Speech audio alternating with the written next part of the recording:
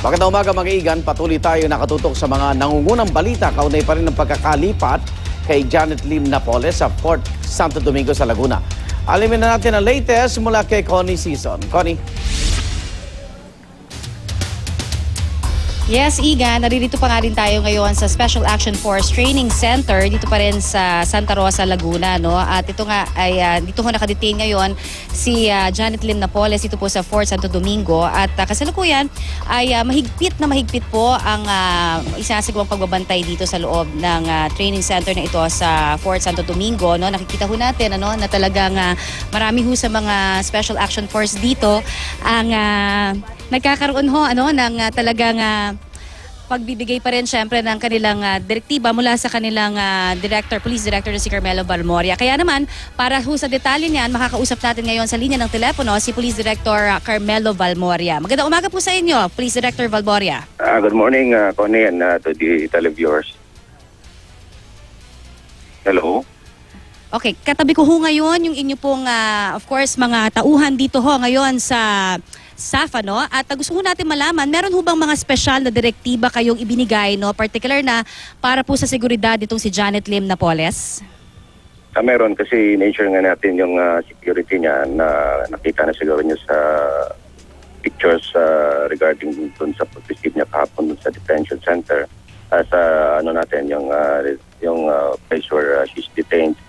And meron tayong mga iba-ibang checkpoints dyan bago kayo makapasok finally doon sa loob. In fact, makikita nyo yung sa detention. May dalawang fences. So, aside from that, meron pang other checkpoints. So, hindi ko lang maibigay yung details for security reason.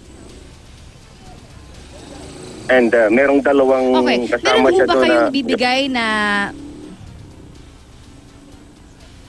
Go ahead, sir.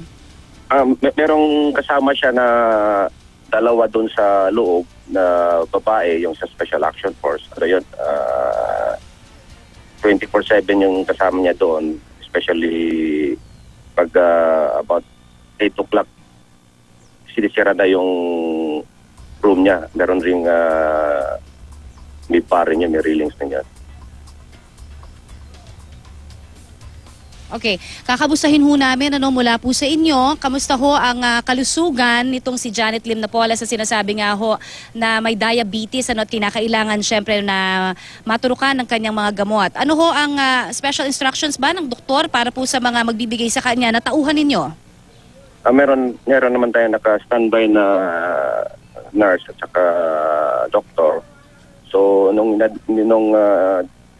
in-admit siya doon kahapon, in-turn over sa Special Action Force, in-examine siya in the presence ng taga-BGMP kasi it was turn over from BGMP sa Special Action Force sa Philippine National Police.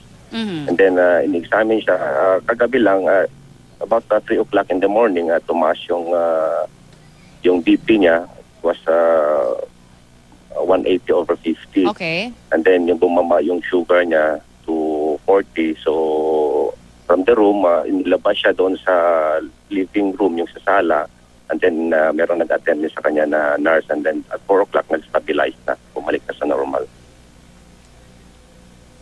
Huling tanong na lang po, sir, dahil nakausap natin dito yung mga tauhan nyo, wala pa raw silang direktiba kung ano yung visiting hours na dapat na ibibigay lamang dun sa mga kamag-anak, lawyer at doktor.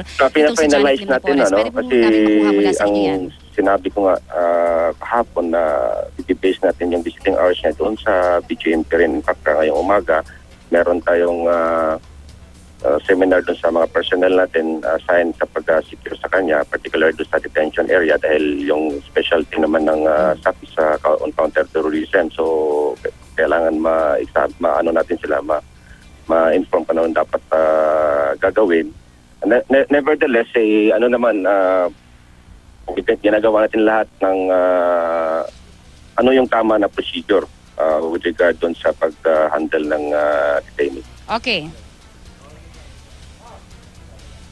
Maraming salamat po sa inyo, Police Director Carmelo Valmoria, para po sa inyo na mga oras. Yan po si Director Valmoria, ang PNP, ng PNP staff. Samantala, dito po, no, nakita natin ito ho yung first gate dito po sa Fort Santo Domingo, no, kung saan naka-detain nga ho si Janet Lim Napoles. Ito naman sa may gilid nito, no, ay makita natin may mga nakatirang residente dito at napag-alaman lang natin na marami sa kanila ang iba na peperwisyo, yung iba naman ay talagang natutuwa, no, dahil marami na namang media ang nakikita nila na buhay na naman daw ang kanilang lugar, pero marami sa kanila, pati ang eskwela, pati ho ang kanilang pagmimisa daw ay napeperwisyo.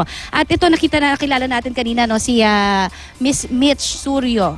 No? Miss Mitch, kayo ho ay residente dito. Pakibalitaan ho kami paano ho kayo naapektuhan. Sabi nyo kanina, may mga perwisyo hong dala itong paglipat dito kay Janet Lim Napoles. Pakikwento po sa amin. Kagaya na lang po nung mas namin kahapon, instead ng 9 o'clock ng umaga, naano siya ng 11 o'clock kasi hindi pinapasok yung pari namin. So may mga ganoon na mga security concerns din, dahil kailangan talagang inspeksyonin lahat. Kayo ho, bilang residente, paano yung paglabas-pasok nyo dito sa area? Kagaya po namin, ang trabaho po ng mga mister namin sa tricycle, ganyan.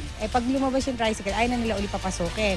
So kung ilalagay namin sa labas, hindi na, walang seguridad na na maayos yung tricycle namin, di ba? Kaya naapektuhan pati yung biyahe namin kasi hindi kami papayag na nasa labas lang yung sasakyan namin. Okay, Miss Mitch, maraming salamat po. Yan po si Miss Mitch, ang isa sa mga residente dito. Dito mismo sa Fort Santo Domingo, meron daw 80 families na nakatira sa gilid, at saka dun sa may medyo looban, nakikita ho natin ngayon na talagang ayon nga kay Mitch, marami sa kanila ang namumroblema sa kabuhayan na rin dahil sa higpit ng seguridad na pinatutupad. Dito pa rin patungkol sa pagkakadetini dito ni Janet Lim Napoles. At yan muna ang pinakahuling mga nagaganap dito sa Fort Santo Domingo. Balik muna sa inyo dyan. Maraming salamat, Connie.